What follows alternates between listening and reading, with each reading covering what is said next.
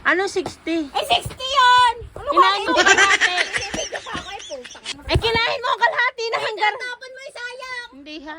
Pag kinain mo ang kalahati, ay 60 lang ang bayad ko. Yan ho, sinisingil ako ng aking in-order.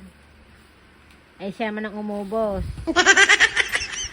Hoy, hoy, hoy, hoy. Sinasabing mangupit ka dyan. Ulang, 220 to. Bigyan ka na 5 piso.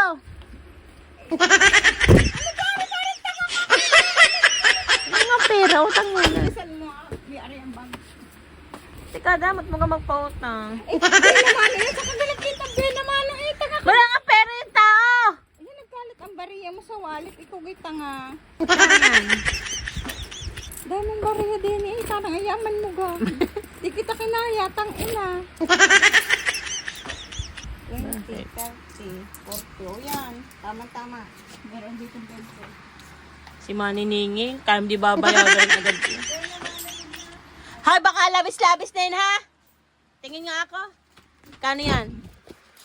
20, 30, 40, 50, 60. Eh, pa.